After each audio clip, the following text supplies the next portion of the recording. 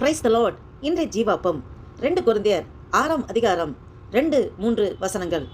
அனுக்கிரக காலத்திலே நான் உனக்கு செவி கொடுத்து இரட்சணிய நாளிலே உனக்கு உதவி செய்தேன் என்று சொல்லியிருக்கிறாரே.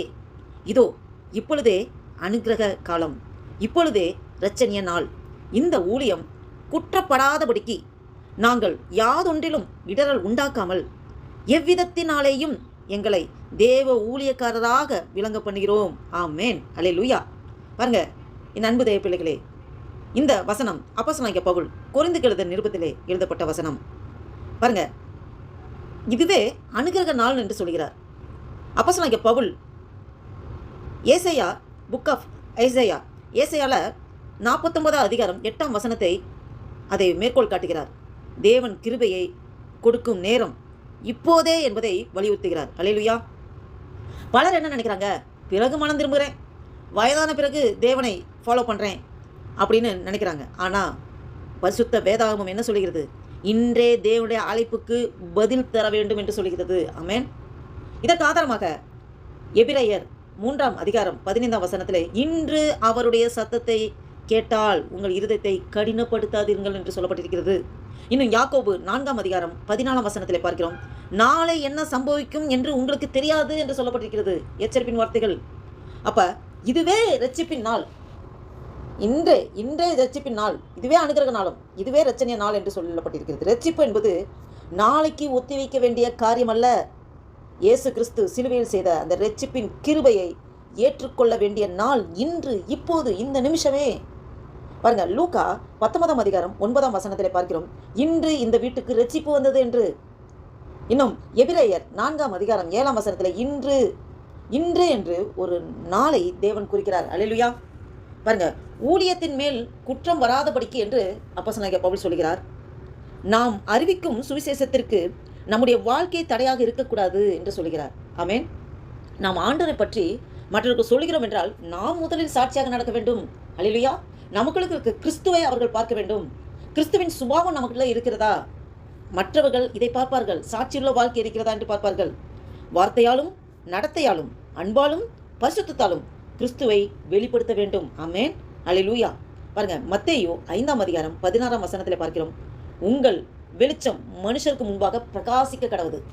நம்மளுடைய ஒளி, நமக்குள்ளே இருக்கிற ஒளி மனுஷர்கள் பார்க்கும்போது அது பிரகாசிக்கணும், கிறிஸ்துவை பிரதிபலிக்கணும். கிறிஸ்து ஒளியா இருக்கிறார். அந்த ஒளி நமக்குள்ளே இருக்கிறது என்றால் நம்மளை பார்க்கிறவர்கள் கிறிஸ்துவின் ஒளியை அவர்கள் பார்க்க வேண்டும். 1 தீமோத்தேயு 4ஆம் அதிகாரம் 12ஆம் வசனத்திலே பார்க்கிறோம், விசுவாசிகளுக்கு முன்மாதிரியாக இரு என்று சொல்லப்பட்டிருக்கிறது.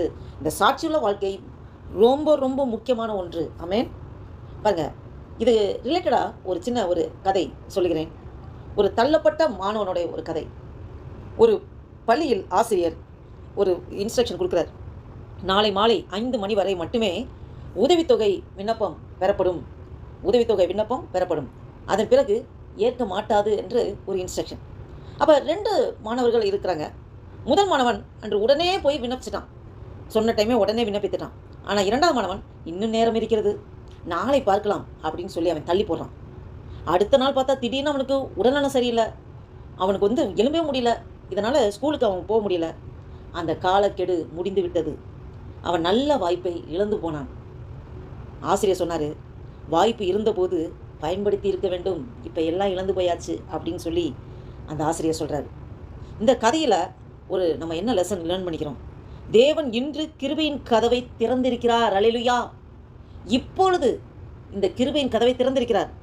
ஆனால் அந்த வாய்ப்பை தள்ளி போட்டால் அந்த வாய்ப்பு எப்போதும் நமக்கு கிடைக்கும் என்று உறுதியாக சொல்ல முடியாது. அதனால் பவுல் சொல்கிறாரு, இதோ இப்போதே இதுவே அனுக்கிரக நாள், இப்பொழுதே இதுவே இரட்சணிய நாள். அல்லேலூயா. இன்றே அனுக்கிரக நாள், இன்றே இரட்சணிய நாள். ஆண்டவர் திரும்ப திரும்ப உங்களோடும் என்னோடும் பேசிக் கொண்டிருக்கிறார். பாருங்க, தேவனுடைய ஊழியத்தில் இருப்பவர்கள் தங்கள் வாழ்க்கையால் சுவிசேஷத்திற்கு தடையாக இல்லாமல் வாழ வேண்டும். சாட்சியுள்ள வாழ்க்கை. நம்மளுடைய அன்றாட நம்ம என்ன செய்யணும்? ரட்சிப்பின் அழைப்பை நாம் தள்ளி போடவே கூடாது. தேவனுடைய கிருபையை நாம் விருதாவாக்கி விடக்கூடாது. கிறிஸ்துவின் சாட்சியாக நாம் வாழ வேண்டும். நம் வாழ்க்கையால் மற்றவர்கள் கிறிஸ்துவை அறியும்படி நாம் நடக்க வேண்டும். இதில் நாம் முக்கியமாக தெரிந்து கொள்வது, தேவன் கொடுக்கும் இன்று என்று கிருபையின் நாளை பயன்படுத்துவாரானால் உண்மையான ஞானி. மேலும் கிறிஸ்துவின் சுவிசேஷத்திற்கு தடையில்லாத வாழ்க்கை வாழ்கிறவனே உண்மையான ஊழியக்காரன். அல்லேலூயா. இதை கேட்டுக்கொண்டிருக்கிற என் அன்பு தேவ பிள்ளைகளே, உங்களோடும் என்னோடும் ஆவியானவர் பேசிக் கொண்டிருக்கிறார். நமக்கு அநேக தரம் கிருபையின் அழைப்பு கொடுக்கப்படுகிறது.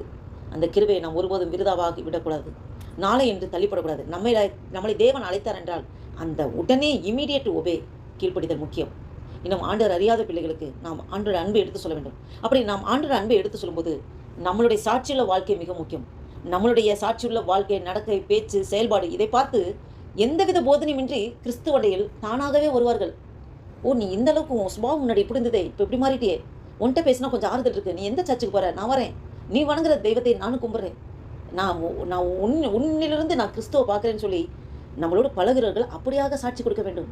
அந்தளவுக்கு நம்முடைய வாழ்க்கை இருக்கிறதா, நம்முடைய செயல்பாடுகள் இருக்கிறதா, நம்முடைய சுபாவம் இருக்கிறதா, நம்மளை நாம் ஆராய்ந்து பார்த்து முழுதுமாக தேவனண்டில் நம்மளை ஒப்புக் கொடுப்போமா? இந்த சிந்தையோட ஒரு புதிய நாளைக்குள்ள ஆண்டு நம்ம நடத்தி கொண்டிருக்க தேவனுக்கு நன்றி செலுத்தி ஆண்டு நோக்கி பார்த்து ஜெபம் செய்வோம். அல்லேலூயா. நன்றி தகப்பனே, நன்றியோடு துதிக்கிறோம் ஆண்டவரே. துதிகள் மத்தியில் வாசம் செய்கிற தேவனே, நன்றியோடு துதிக்கிறோம் ஐயா. நன்றி தகப்பனே ஆண்டவரே. இந்த 2026 வருஷத்தின் 6வது மாதமாகிய ஜூன் மாதத்தின் 29ஆம் தேதியை காண கிருபை செய்த தேவனே, உமக்கு கொடான கொடி ஸ்தோத்திரம்ப்பா. நன்றி தகப்பனே ஆண்டவரே. இதுவே அனுகிரக நாள், இதுவே ரட்சணை நாள் என்று சொல்லிக்கிறேன் ஆண்டவரே. நாளை என்று எந்த ஒரு காரியங்களையும் தள்ளி போடாதபடி இன்றே இப்போதே செய்ய முடியாத இமிடியேட்டாக கீழ்ப்படுகிற ஒரு சுபாவத்துக்குள் வருவதற்கு எங்களை அர்ப்பணிக்கிற ஆண்டவரே, ஒப்புக் கொடுக்குறோம் ஐயா. எங்கள் ஒவ்வொருவரையும் இந்த வீடியோவை கேட்டுக்கொண்டு பார்த்துக்கொண்டு ஒவ்வொருவரையும் ஆசீர்வதிங்கப்பா. அவங்க குடும்பங்களை ஆசீர்வதிங்க, வேலை ஸ்தலத்தை ஆசீர்வதிங்க, கைட்டு செய்கிற எல்லா வேலையும் உடைய கரம் கொடுத்து நடத்துங்கப்பா ஆண்டவரே. நாங்கள் சொல்லிலும் பேச்சிலும் செயலிலும் நடக்கையிலும் சுபாவத்திலும் எல்லா வேலையிலும் கிறிஸ்துவை நாங்கள் வெளிப்படுத்துவர்களாக ஆண்டவரே, எங்களை காண்கிறவர்கள் கிறிஸ்துவை காண வேண்டும் ஆண்டவரே. எந்தவித போதனையுமின்றி உம்மண்டியில் கிட்டி சேருவதற்கு ஆண்டவரே நாங்கள் எங்களோடு ஆண்டவரே அப்பா குடும்பத்திலும் சொந்த பந்தங்கள் உற்றா உறவினர் மத்தியிலும் வேலை ஸ்தலத்திலும் தெரிந்தவர்கள் தெரியாதவர்கள் அறிமுகம் இல்லாதவர்கள் எல்லாரிடம் ஆண்டவரே நாங்கள் அன்போடு கனிவாக கிறிஸ்துவை நாங்கள் வெளிப்படுத்துவர்களாக இருக்க ஒரு சாட்சியுள்ள வாழ்க்கை வாழ எங்களை முழுவதுமாக ஒப்புக் கொடுக்குற ஆண்டவரே. ஆவியானவரே, எங்கள் ஒவ்வொரு நீர் அதுக்காக பலப்படுத்தி பக்குவப்படுத்தி சீர்படுத்தி ஸ்திரப்படுத்தி நடத்த வல்லவராய் இருக்கிற ஆண்டவரே. நீர் அப்படியே சேவப்படுற கிருபைக்காய் ஸ்தோத்திரம். எங்களே முழுவதுமாக தாழ்த்தி அர்ப்பணிக்கிறோம், ஒப்புக் கொடுக்கிறோம். உடைய நாமம் ஒன்றே மகிமைப்பட்டும். இயேசு கிறிஸ்துவின் நாமத்தினாலே ஜெபிக்கிறோம் ஜீவனுள்ள நல்ல பிதாவே. ஆமேன், ஆமேன்.